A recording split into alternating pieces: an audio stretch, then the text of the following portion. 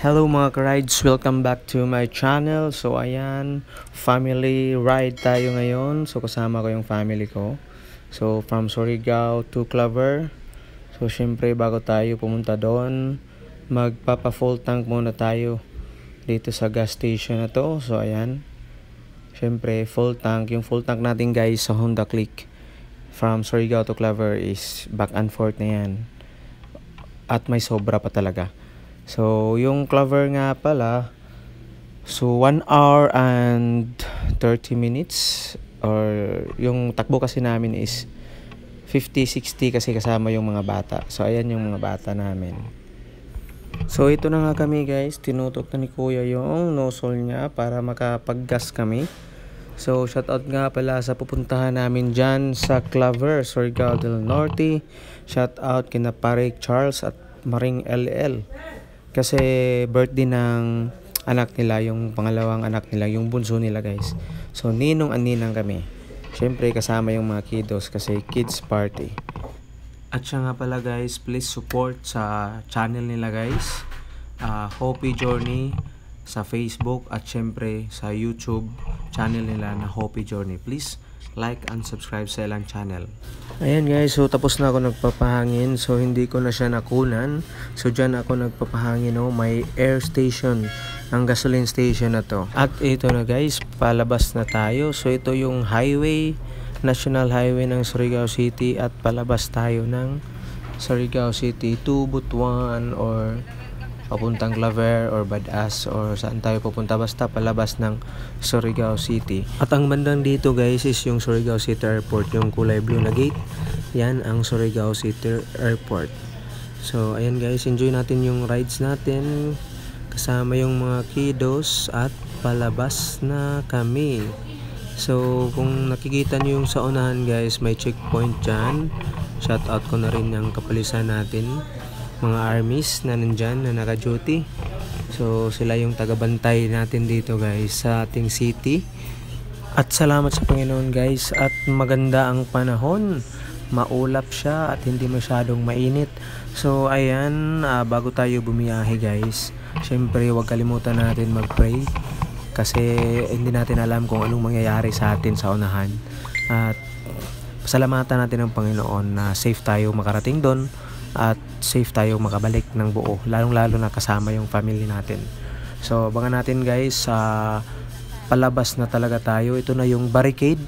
So pag nakalampas ka na dito guys, ito na yung outside the city.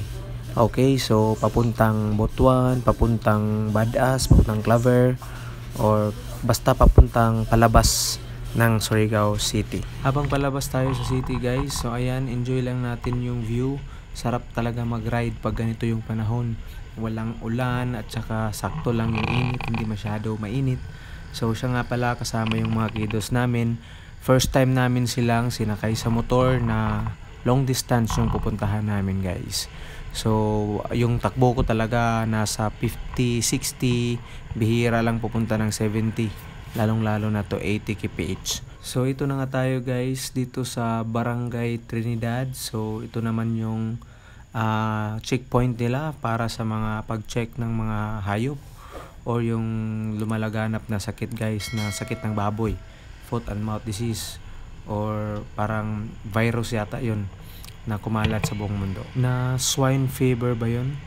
So sila yung mag-check guys. At tungkol naman sa daan namin dito guys, from Surigao City papuntang Kitcharao or Tubutuan, so makikita nyo guys, more on curve or more on kurbada yung daan namin dito.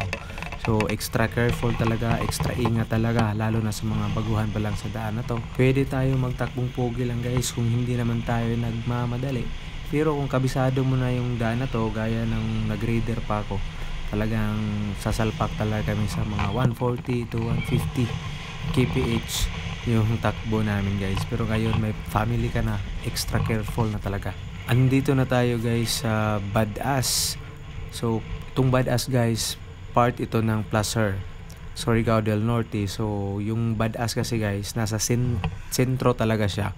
Para siyang Ampayon, kung pupunta kang Davao, dito ka dadaan sa kabila. Kung pupunta ka namang Butuan, dito ka naman pupunta sa kabila.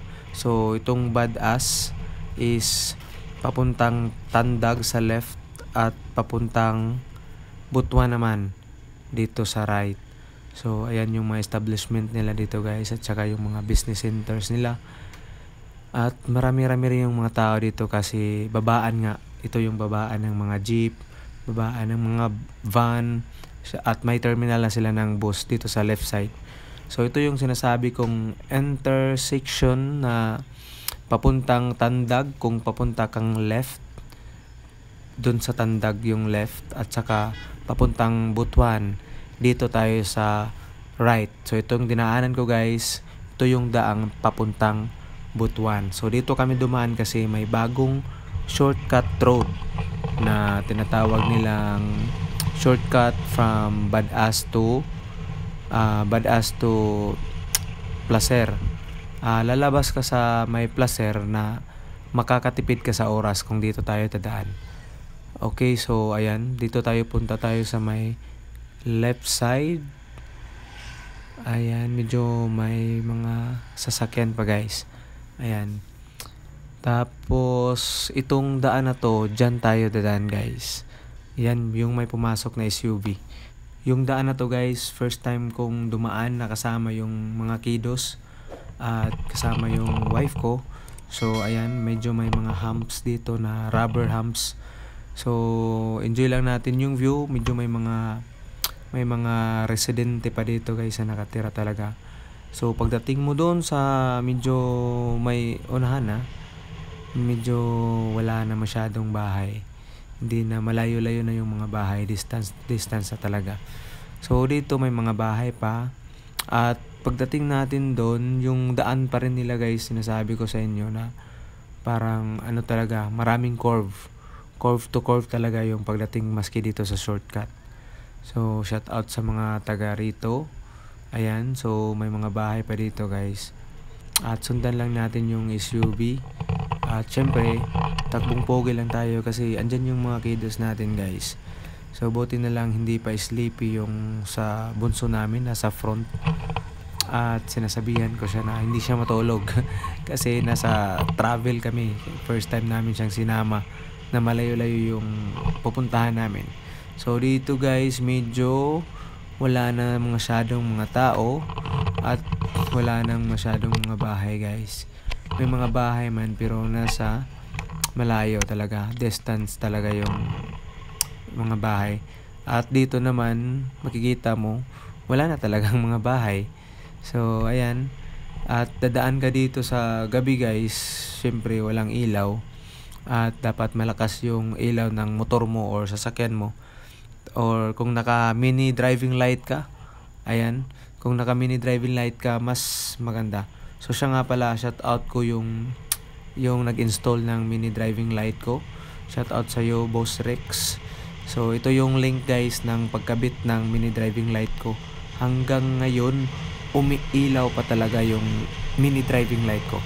So i-watch nyo yung video na to kasi para may idea kayo guys kung gusto nyo magpa-install ng mini driving light. So yung gamit ko pong brand is Lux mini driving light. So may mga bagong mini driving light na ngayon. So yung video na yun, yung link na yun guys is 2 years after mo, 3 years na this year. So hanggang ngayon ginagamit ko pa rin yung ilaw niya, parang hindi nagbago. Ganun pa rin kalakas yung ilaw niya guys, pati yung high and low niya parang walang nag-iba. Napaka useful talaga, lalong lalo na pag sa gabi natin magagamit yung mini driving light. So ayan guys, nagsisimula na yung mga curve na daan dito. So sarap talagang mag-rides dito sa shortcut guys kasi bagong daan. At kung hilig kang mag-banking, hilig kang mag-banking dyan, so saktong-sakto yung daan na to. Pero extra careful lang talaga guys kasi may parang tinatawag namin dito sa amin yung siko or napaka-curve or napaka-kurbada talaga yung daan. So ayan guys, nakalabas na nga kami sa shortcut road.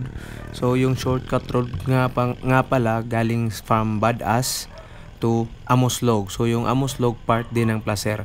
So yung daan na to guys, hindi na natin madadaanan yung sentro ng Placer Surigao del Norte.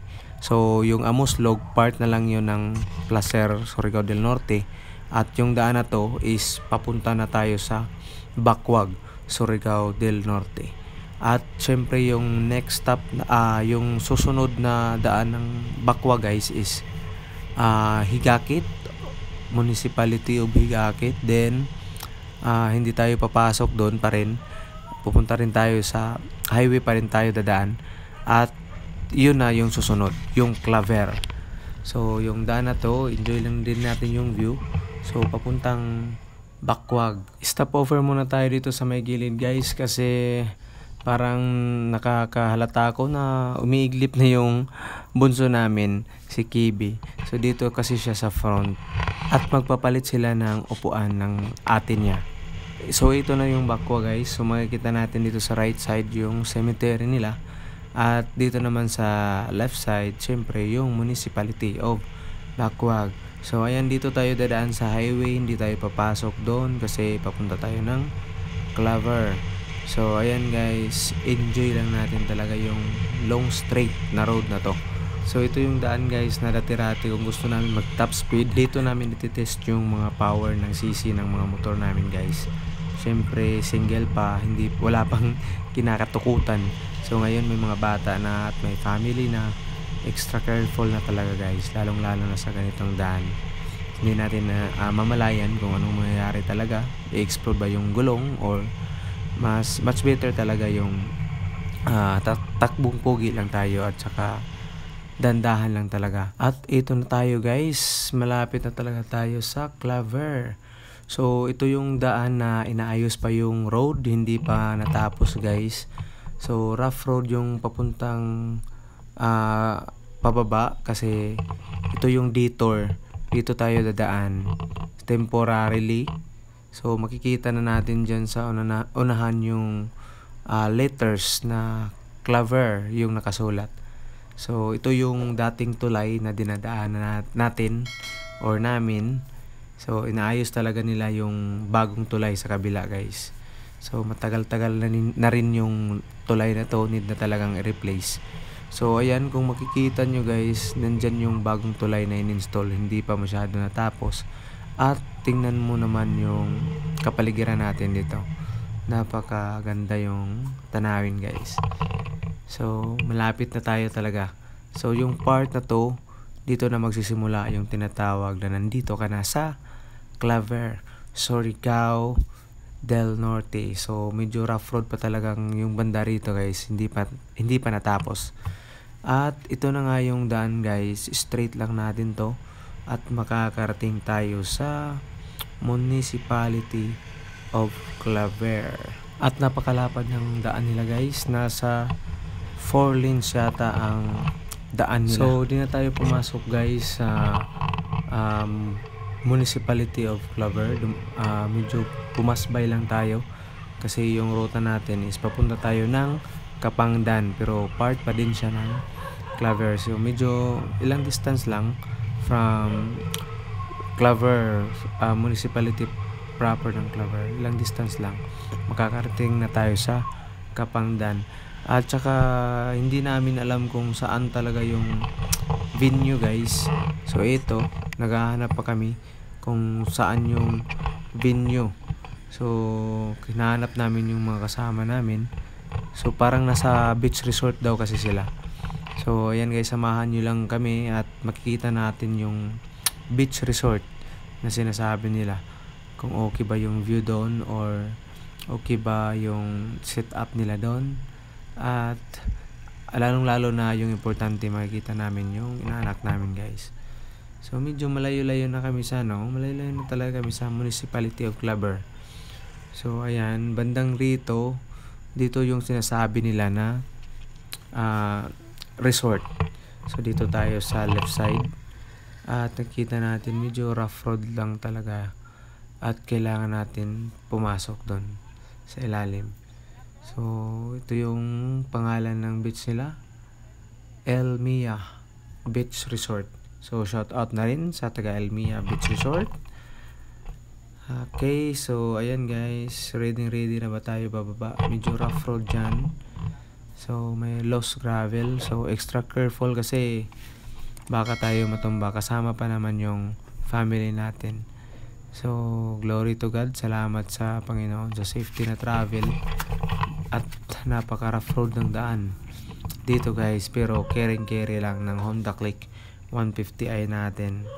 So dito guys, medyo wala masyadong bahay at more on resort talaga siguro yung nandito.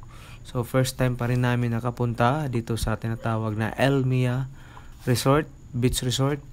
At sabi nila may swimming pool daw dito. Pwede maligo yung mga bata kung ayaw nila sa dagat. So ayan, papasok na tayo guys. Andito na tayo, malapit na tayo sa cottage nila ni Pare Charles at ni Maring LL. So napakaganda yung tanawin dito guys. May mga green things.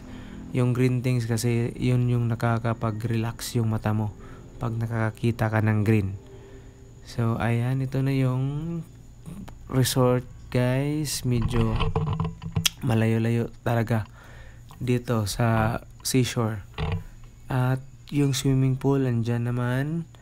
At hanapin natin ang cottage nila ni Pare at ni Maring LL at saka ni Paring Charles.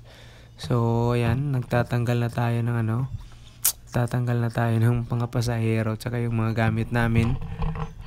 At magpo-park ako kung saan natin pwedeng i-park yung motor natin. So andito na yung mga kasama namin, sila ni Tantan at saka yung family niya. So dito tayo magpo-park sa kabila guys. At silipin natin ang kaganapan sa ilalim. So ayan guys, nahanap na namin yung cottage nila. So ito na yung inaanak namin, si Baby Charles at saka si Maring LL. So yung kaganapan dito guys, nag-aantay pa sila sa mga magdadala ng service kasi may service kasi Christian service yung gagawin dito. Pasalamat sa Panginoon kasi birthday at saka andyan na yung mga pagkain guys. Tsaka shoutout na rin kina Pastor Lance, Pare Charles. Ayan si Pare Charles, shoutout sa'yo Pare. Naghawid pa mugod si Pare ng microphone. Kumakanta pa siya guys habang hindi pa nag-start yung program or yung service. So dito guys, sinilip ko yung mga tanawin. Napaka-relaxing at napaka-gandang magtambay sa lugar na to. So ayan, tingnan naman natin dito sa bandang rito guys kasi napakaganda yung tanawin. Silipin natin yung dagat, medyo low tide siya. Ayan, makikita natin yung may mga rock formations dyan. At dito sa bandang roon parang may bridge. So ito yung eldest ko, si Ate Kai. At saka silip-silip lang tayo dito kasi first time namin pumunta rito. Napaka colorful. At ito na guys, habang inaantay namin yung service na magdadala ng service, panay naman yung hiwa ni Pastor Lance ng mga lamang dagat guys. So ito yung nahuli nila or from Libwak with Love. Dami kasing mga laman dagat doon. So isa ito sa mga dinala nila. Ayan, tumikim na nga ako guys. Kumuha pa nga ako sa ng piraso. Isang piraso at saka nilasahan ko na yung sarap ng kinilaw. So, tatawag namin dito. So, raw seafoods. Siyempre pares ng napakaanghang na suka. Ayan, sinausaw ko dyan guys. At napakasarap. At tinikman naman ng eldest ko, ng daughter ko. Anong say niya? So masarap ba te? So sabi niya, parang nilasahan talaga niya. Hindi kasi siya mahilig ng ganyan. So ayan, sinausaw niya pa sa suka. Siguro masarap kasi hindi niya binitawan eh. Dito naman tayo guys sa tinatawag na saang. Ayan, napakalaki yung mga saang na nakuha nila. So saang yung tawag sa amin na shell na to. So napakasarap kainin yan guys. Isa yan sa mga favorite ko. At yan talaga yung target kong kakainin mamaya. So ayan guys, na-boiled na siya. At ready to eat na talaga yan. Hilain mo lang yung niya, laman sa ilalim. At ito na yung isang hinihintay natin guys na tinatawag nilang main event sa pagkain na to, syempre hindi mawawala yung lechon. So, daming dahon ng saging, nakabalot talaga yung lechon. Ganito talaga guys kung maglilechon sila sa ganitong area, sa province or sa mga municipality. Hindi sa, iba lang talaga yung sa city. So, sila lang yung tumatrabaho at naglilitsyon talaga, nag-iihaw ng baboy na to. So, itong baboy na to guys, sa 80 kilos yata to, 80 to 90 kilos. Napakalaki kasi. So, yung ginamit na nga nilang tubo is hindi kahoy. Tubo talaga guys. Ayan, tinanggalan na nila ng tubo. At mga 2 tao talaga sila nagtatanggal. So, ayan guys, kitang-kita natin na andyan yung balat na tatanggal na yung balat kasi dahil sa napakalaki ng baboy na to.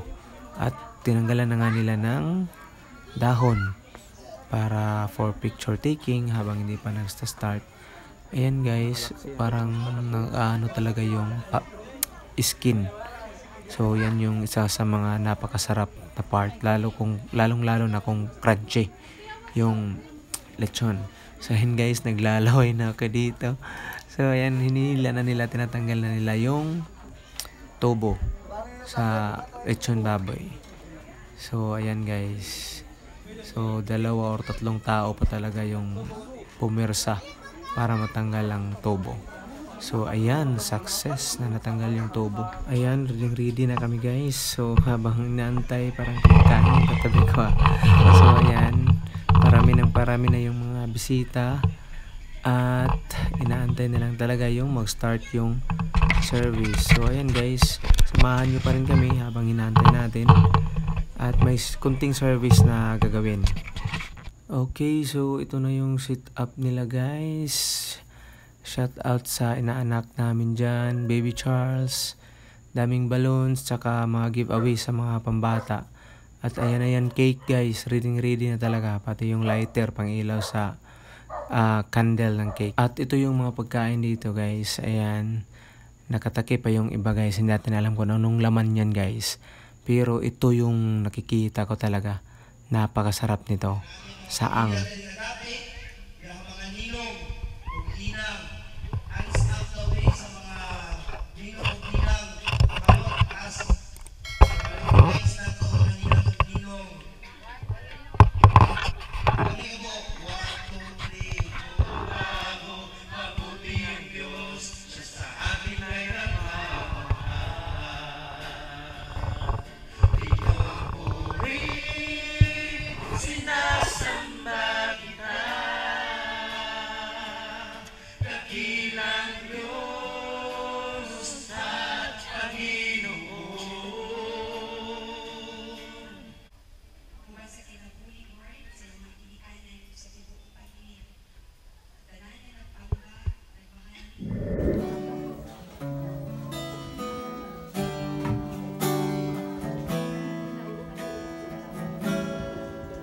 Sana po iniamayan, Panginoong ipahalagan.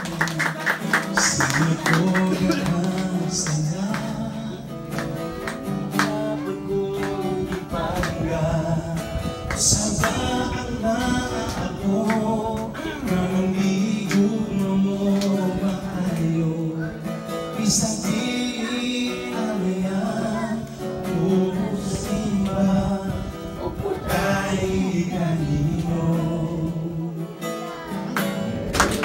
the day that the Lord has made, and I will rejoice and be glad in it.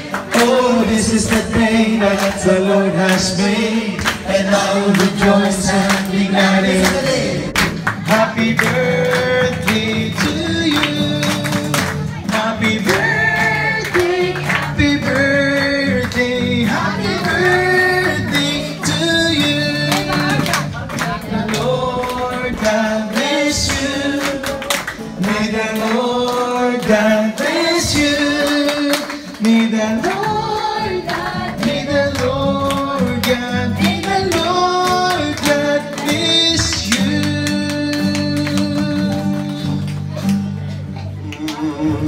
Happy birthday to you.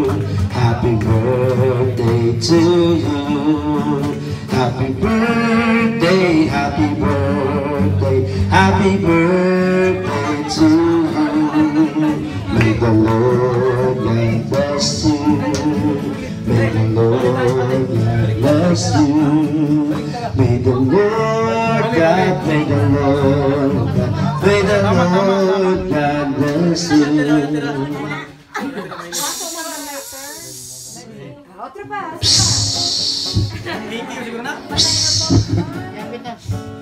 Na-scam ang kandel. Kasi mo buto ng lighter, oh, mainit. Uy, na-scam ang lighter. Baliktad ba siguro? Oh, na! Birthday to you. Happy birthday to you. Come on! Happy birthday, happy birthday, happy birthday to you. Dito mo dang. Happy birthday to you.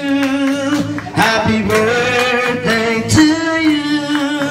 Happy birthday, happy birthday, happy birthday to you. May the Lord God bless you. May the Lord God bless you. May the Lord God, may the Lord God, may the Lord God bless you. Yay!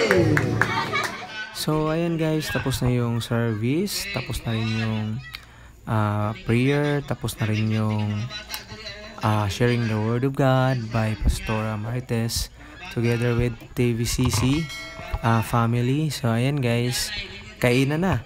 So kumuha na ako ng plate. Syempre target ko yung kinuha ko to. Ito yung kinukuha ko talaga guys. So ito yung saang guys. So makikita nyo, napakalaki talaga yung parang isang dangkal yung ano, yung shell niya. So ayan, kinukuha ko na yung ano, laman. So bunutin mo lang sa ilalim guys. Pag nakikita mo na yung parang mahawakan mo na yung parang shell din sa ilalim, yung parang matulis na bagay, pero hindi naman yan nakakaano. Yan, kinukuha ko kasi ng kutsara kasi hindi ko mabunot. So luto na yan guys. Tapos yung gawin mo lang is tanggalin mo lang talaga siya sa ilalim. Ayan, kumuha ko ng isa guys. Kumuha ko ng isang piraso na madali lang kukunin kasi parang nakatago kasi yung ano niya, yung hawakan. So ayan, bumalik na ko guys. Ayan, wow, yummy. So ganyan lang kainin ang saang. Ayan guys, tapos na kaming kumain. Syempre lilibot na naman tayo kasi hindi pa natin nasulit talaga yung tanawin dito sa Elmir Beach Resort dito sa Kapangdan, Claver.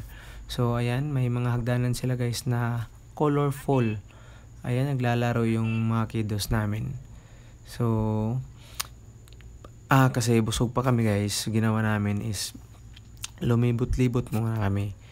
At syempre nagpapapicture kami dito kasi bago to, first time namin dito guys. Ayan, nagpo-posing na siya for ready for picture. So parang magsa-sunset na siya guys. Napakagandang tanawin pag nagsa-sunset na pala dito. Ayan, yung mga kiddos tinatawag na namin kasi kailangan na namin mag-picture. Okay, baby, umayos ka na kasi magpipicture na tayo. So ayan, dito na si Mrs. At 3D to picture na kami. So ayan guys, ready to picture na ang mga kiddos. Syempre ayan, 1, 2, 3 shots. At syempre mas maganda yung view dito kasi pa-sunset na siya guys. Yan o, napakaganda ng kuha dyan. At may mga iba pa silang ano dito, papasyalan namin. So parang may nakita kasi kami rito guys na parang boardwalk siya. Yun yung pupuntahan namin, yung parang bridge. So hindi naman siya hanging bridge. So para siyang bridge, para siyang boardwalk. Ayan, ito yung nakikita namin. So puntahan namin yan guys. At dahan-dahan lang. Ayan, muntik nang ma-slide si Lovey Dubs. Ayan, ingat me at saka kiddos. So ayan, kasi takot kasi to pumunta ng mga ganito guys, hanging bridge. Pero andito naman yung mga kiddos. Nagbibigay ng lakas sa kanya. So okay, so tara. Punta tayo dyan sa dulo. At maganda siguro mag-taking shots sa pictures kasi pasansit talaga siya guys. So tingnan mo yung niya. Napakaganda tingnan. Napakaganda yung quality ng picture sa ganitong side. So ayan, kinuha ko na si baby kasi yung sa likod ko parang natatakot talaga siya guys. Ayan, tumawid ng tulay. Kasi may experience kasi yan sa sa tulay guys. Okay, so babalikan lang natin si mami. Punta tayo sa dulo. Keep it up, children. Ayan. So may mga mangroves dito na part. At may mga tumutubo rin ng mga kahoy. So hindi ko kilala yung klase ng mga kahoy guys na tumutubo. So puntahan natin yung dulo guys. Let's go. Bago kami makarating sa dulo guys, ayan, nakahabol na si Mrs. at saka yung mga kiddos sa wakas. So dito kami, stop over muna kami sa gitna kasi magpipicture. 1, 2, 3. So ayan guys, nakakuha kami ng best shots. At saka syempre dito naman papunta na kami sa dulo. Ayan. Puntahan natin yung dulo guys kung ano ang meron doon. Tara. Okay, so andito na tayo sa dulo guys. So napakaganda ng tanawin. So dito may parang pwede kang sumilong or pwede kang magtambay dito guys. May cottage dito. Ayan, shout out kina brother at saka ni sis. Naliligo sila. So ayan, mga kaigsuunan dyan sa Drisa Clover. So napakaganda guys ng tanawin talaga. See, andun naman yung isa, naiwan na naman siya guys. So kita natin yung may mga islet, may mga island. At syempre napakatibay ng pagkagawa ng ng cottage na yan. Siya nga pala guys, sa bago pa lang sa channel na to, please like and subscribe my channel, Pure Heart Rides, and click the notification bell para update tayo sa mga videos natin. So ayan, congratulations sa misis ko, nakarating na din siya sa dulo. Thank you for watching guys. God bless and ride safe as all.